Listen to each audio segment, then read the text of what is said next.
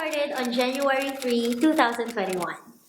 I saw a manong magbabakal, magbubute, going from house to house, collecting random stuff like boxes, bottles. I had a lot of them piled up in my apartment, so I thought, might as well free up some space. So I went and sold some boxes, and I also sold an old electric fan. And when my landlord saw me selling the electric fan, he said, Oh, Rox, alis ka na? and I said, No, I just sold my fan. I'm not leaving. and I just laughed off the idea. Why would I leave? It's so peaceful and comfortable here. I love this place. I'm not leaving.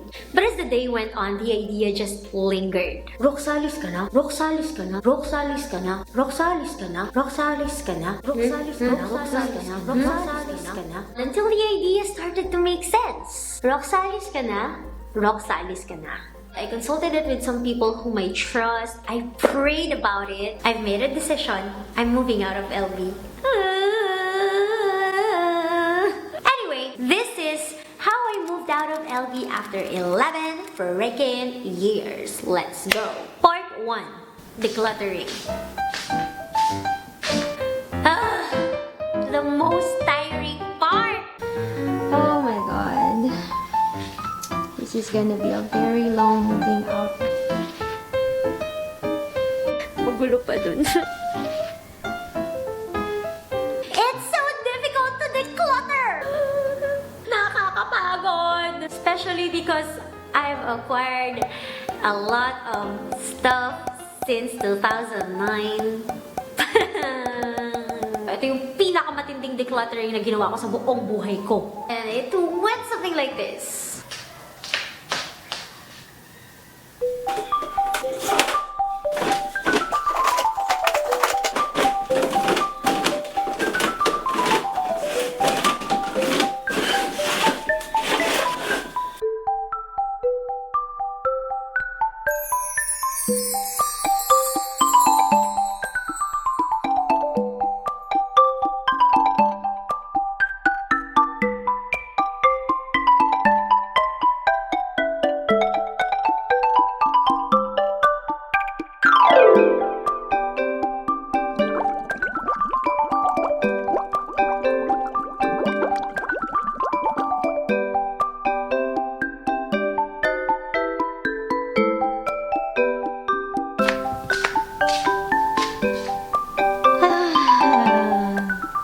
Matatapos pa ba ako?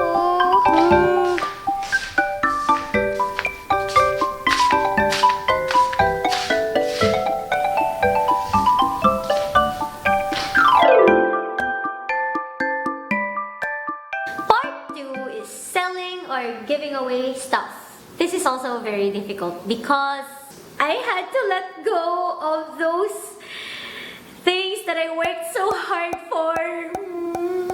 11 years worth of furniture and appliances and clothes and shoes. I had to let go of a lot of baggage.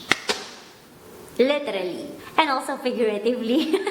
Alam nyo guys, ang hirap magbenta. I have newfound respect for people who hustle via online buy and sell. It's really not an easy thing to do. I have to take photos of the items and that usually takes me a day or half a day per batch.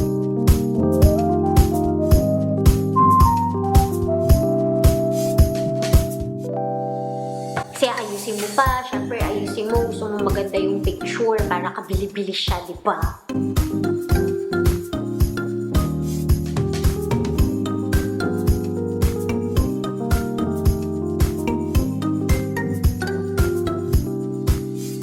Ang hirap ng walang mannequin.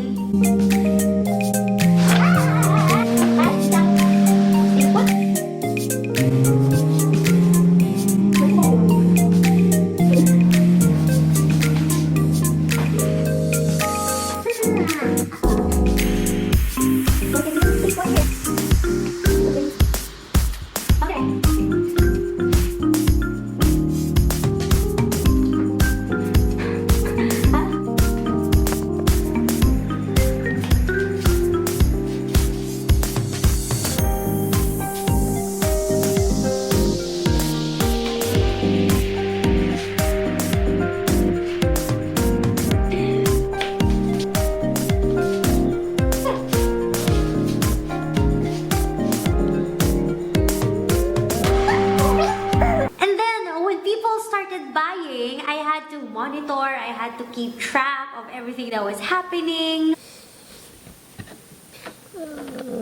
At what price did they get it? Their preferred mode of payment, date of pickup for bigger items, meet-up venue for the smaller items. The smaller items were especially more difficult to handle.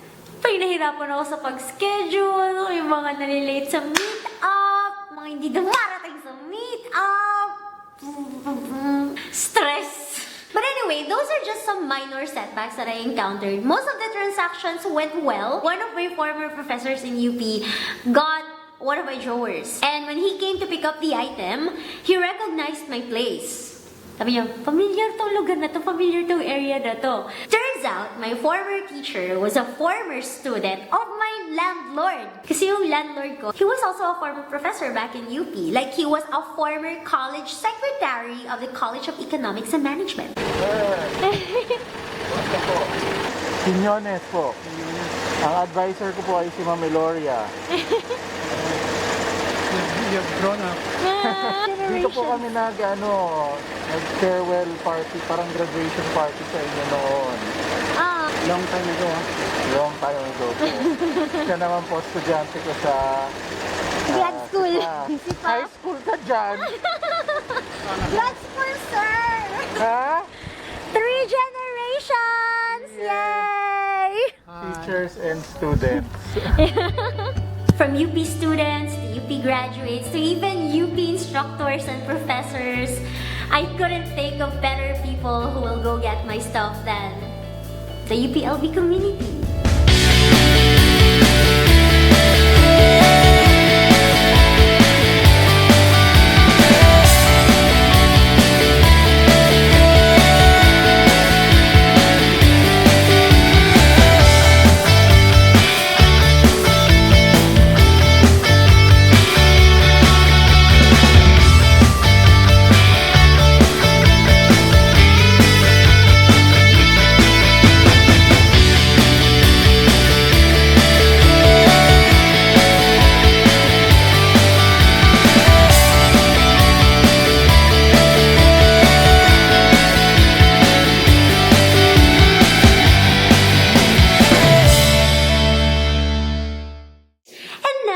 Come to this.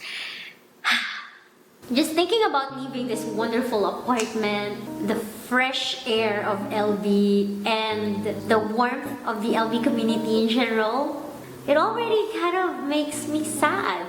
This is gonna be a difficult transition for me, I know.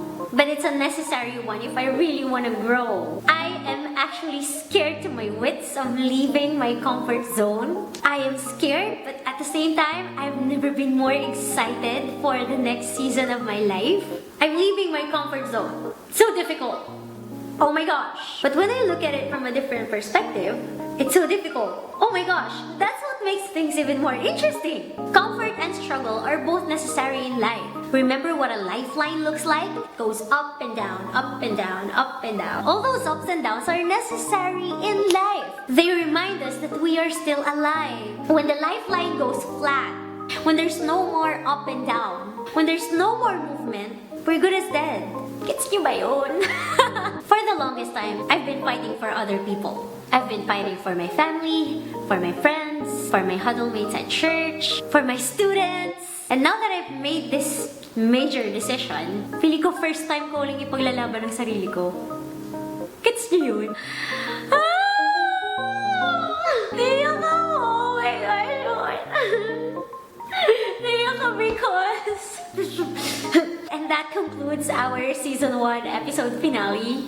Thank you so much for watching, everyone, and I'll see you again on our next season. Bye!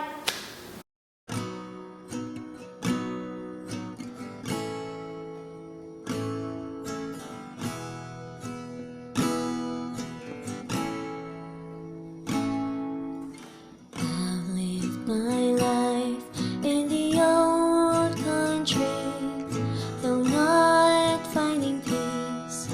My roots have grown deep. I've lived my life